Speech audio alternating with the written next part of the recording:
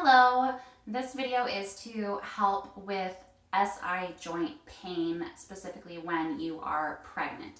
So as we talked about in class last night, SI joint pain, first of all, is different than sciatic nerve pain. SI joints are the two joints in the low back, in your hips, that top part of your hips, that get loose and unstable when you especially are pregnant because of all the relaxin that is going through your body, plus the ever-growing baby, the belly pulling on your back, which does this, right? It causes that arch and it takes the unstable joints and pulls them in all sorts of weird ways.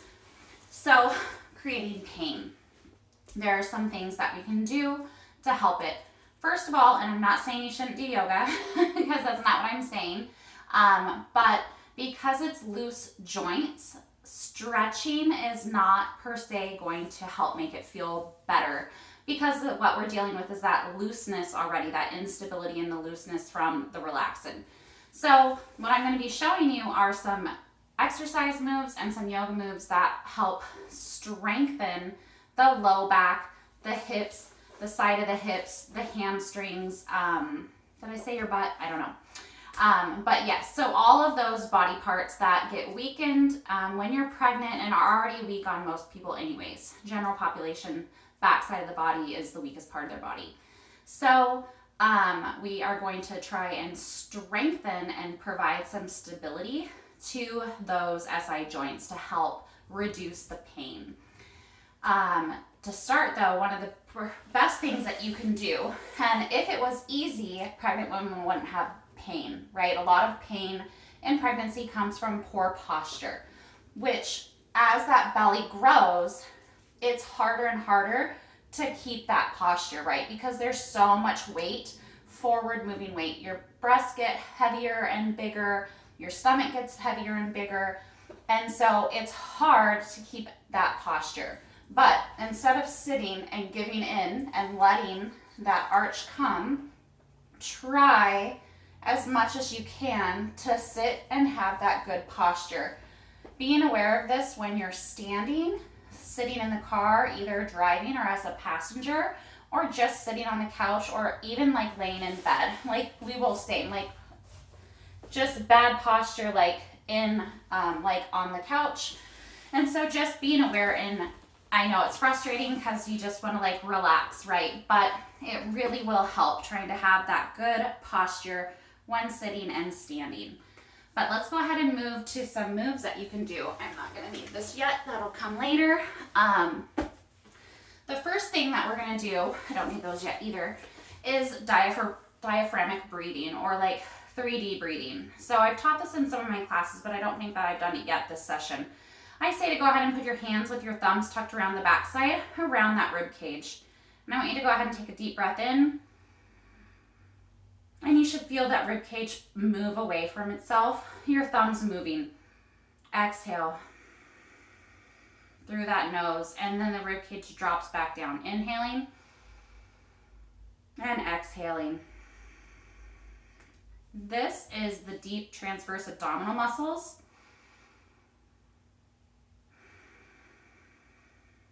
That's one way to connect with them. Another way is to engage that pelvic floor. We talk about that also in class.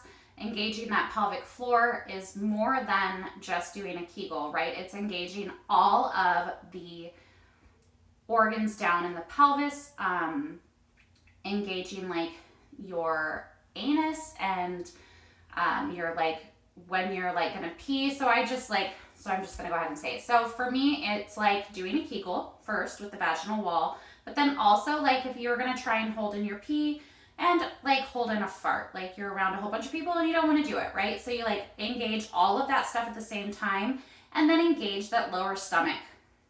And that helps to pull everything up and in, right? And then you can relax everything.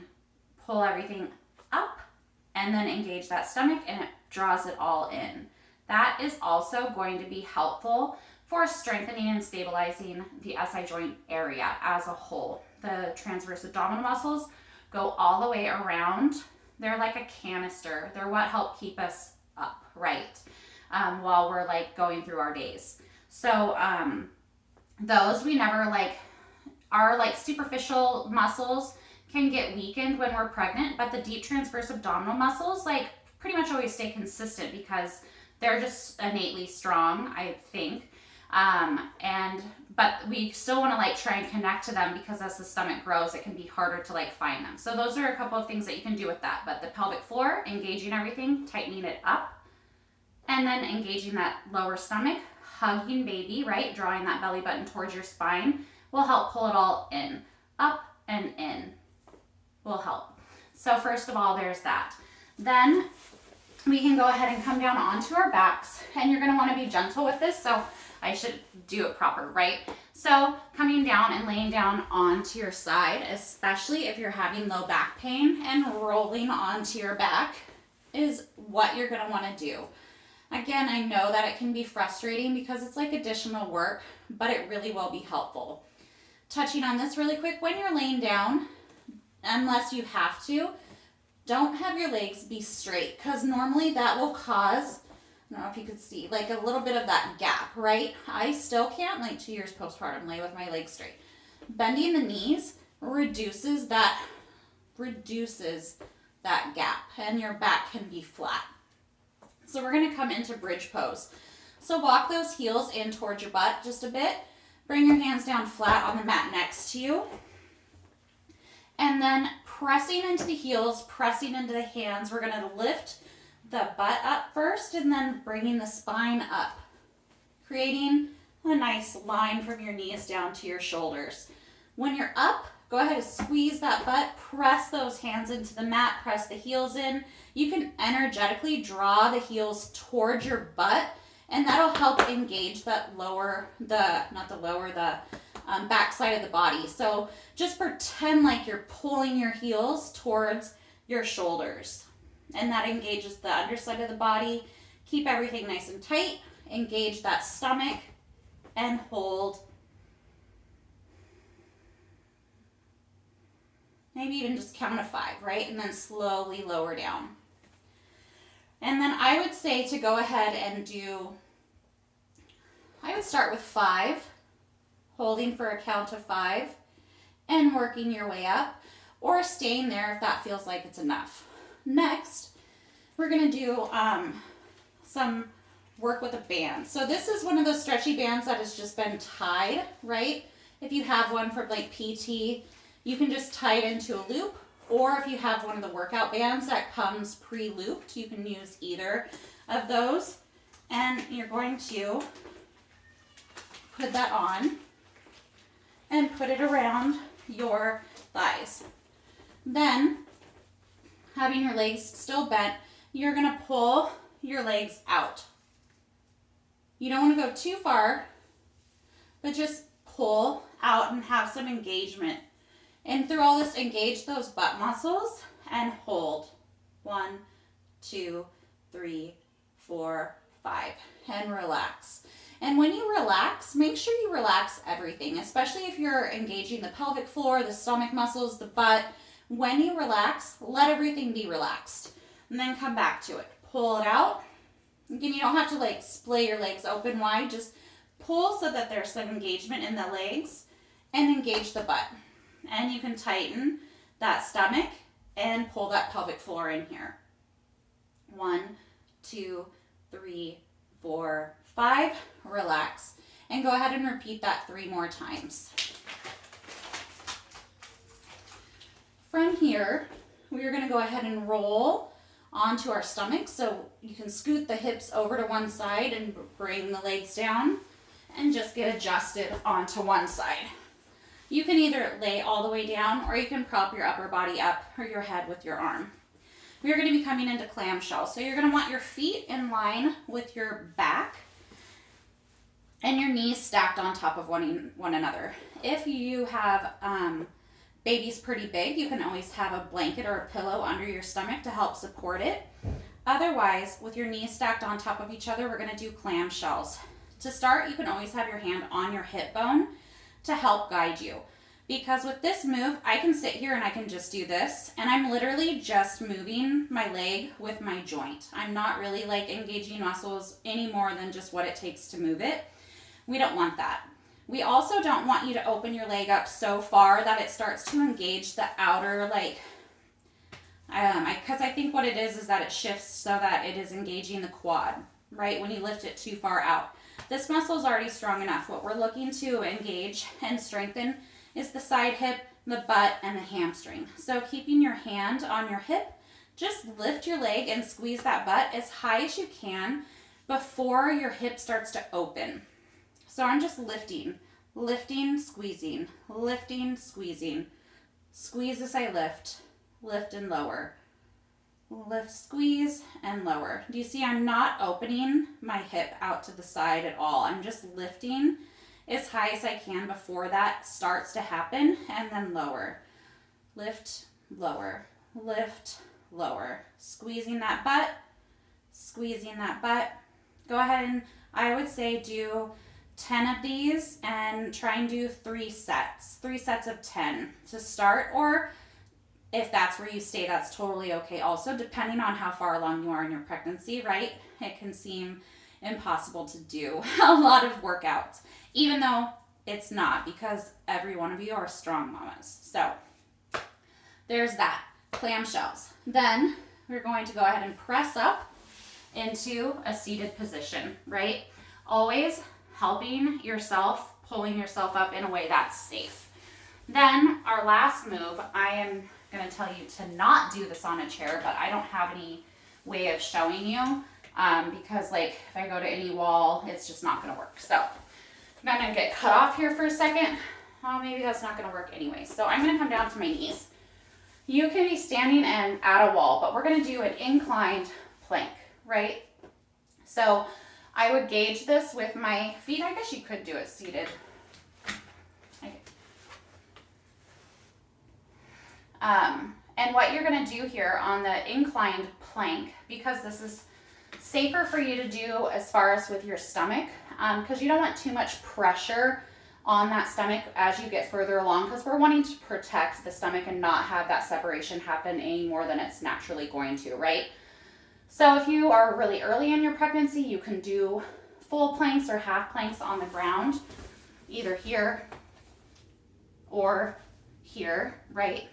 But don't sway that back. See what I did? Nice, strong. So if you can keep the stomach fully engaged here, you can be in a half plank on the ground. Otherwise, if you're further along, find a wall, and we're going to do half plank at the wall. So here we are engaging that pelvic floor, drawing that belly in, and holding, right? 1, 2, 3, 4, 5, 6, 7, 8, 9, 10. And then you can come out of it. And I would try again and do probably 3 sets of that. 3 sets of 10 seconds, 10 seconds of holding an inclined plank either at the wall or a half plank on the ground.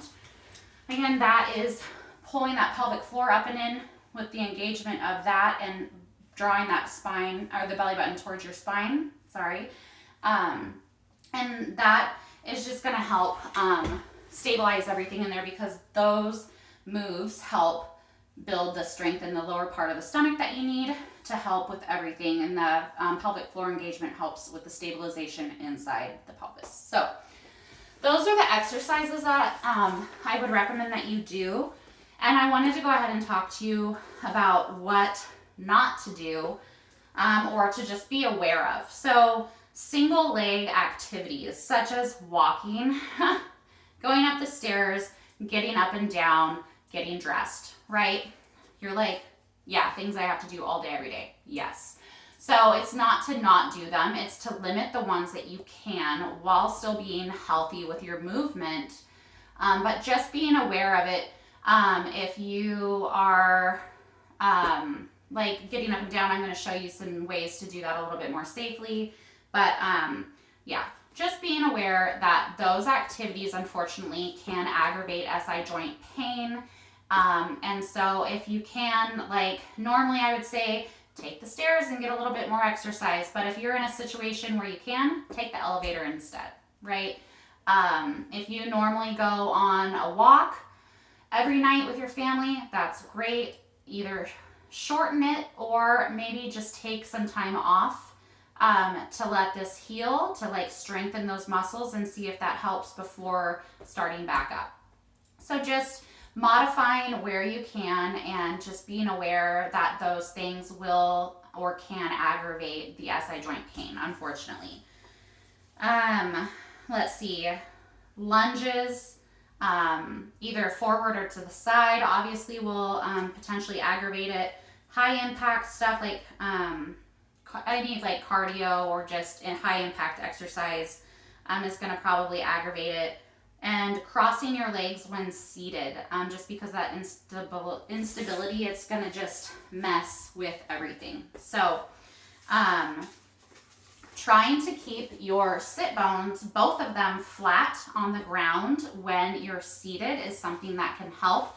And last night we talked about this pose. This is easy pose versus cross-legged, which I can feel it shifts and both of my sit bones are on the ground, but one side is sitting on, it's like I'm sitting on that side harder. And the how it moves your like pelvic bowl and it hikes like one side up. So instead of sitting cross-legged, you can do easy pose, which has both legs flat on the ground. Or if they're up higher, that's fine. Again, that's just tightness in the hips, but both feet are flat on the ground. So I have this foot here, and there's no crossing and changing the structure of your hips right there. Easy pose. Then for lying down, first, you want to avoid, other than when you're sleeping, obviously you want sleep, but other than that, I would say to not just lay down if you can help it, because it's not going to help. I talked about earlier in the video, bending your knees if you're going to, but if you're going to do side lying, so come down and then do side lying in your bed or wherever you're at, and put a pillow between your knees. That can help. I would get one of those long body pillows or pregnancy pillows. And then again, depending on how far along you are, you might want a pillow under your stomach to help just hold it up. You can also get a belly band to help hold everything in and provide that like stabilization for you while you're building the stabilization naturally. Turning over in bed, you are going to, if you're on your back or here, you're going to draw your knees up as high as you can go because that helps lock your pelvis in place, and then roll over onto your back, right? And then say you needed to roll over to the other side. If you're in bed, you'll have more space than that. Draw those knees in as much as they'll go and take the arm opposite and roll over, keeping your knees together, right? So you'll bring your arm across the body to help with momentum and bring both legs in. But let me adjust that because if you have baby, you might have a tummy, right? So bring your knees still in as much as possible to help lock that pelvis into place and roll over, keeping your legs together. Then to come up to a seat, press up with your arms and then swing your legs over the side of the bed, keeping those legs together, and then come up to a seated position or standing position, I'm sorry. And then to reverse that, you would sit down on the bed with your knees together, lie down, and then either be here, or if you want to lie flat, or roll over to the other side, right? Does that make sense? I hope so. And then, let me see if I am still in the frame, if I sit in this chair. Yes, good enough. So for sitting down, you'd want to come to the edge, or to get up, I guess. And you would have your hands on the bed and you would lean forward so that your head is above your knees. And then you'd press up, engaging that stomach, engaging that pelvic floor, and coming up to stand. So yeah, that's the information I have for you for helping to alleviate SI joint pain. You can alternate with ice or heat, or if one ends up feeling better than the other, you can do that. You can try seeing a chiropractor. Obviously talk to your OB or midwife. If it continues let's see, a physical therapist. I would definitely recommend trying to find one that's in person though, and just wear a mask or whatever so that they can accurately help make sure that that's what's going on and then show you the moves in a way that's most beneficial. Or I guess we're over a year into Zoom, and so Zoom calls work too.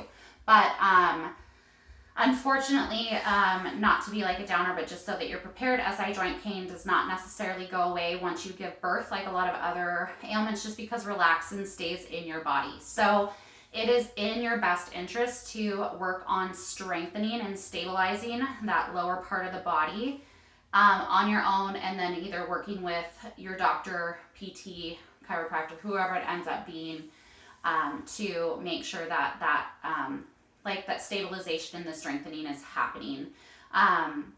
Or you can just do the exercises that I gave you.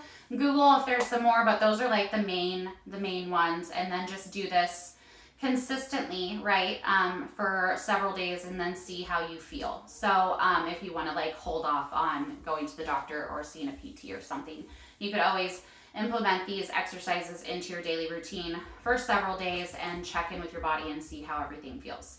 But I hope that it helps alleviate some of the pain. I've had SI joint pain with both of my pregnancies, and I know that it is horrendous, and so I'm so sorry that that's how you're feeling, but I hope that this helps and that you can feel better. Thank you, and let me know if you have any additional questions, and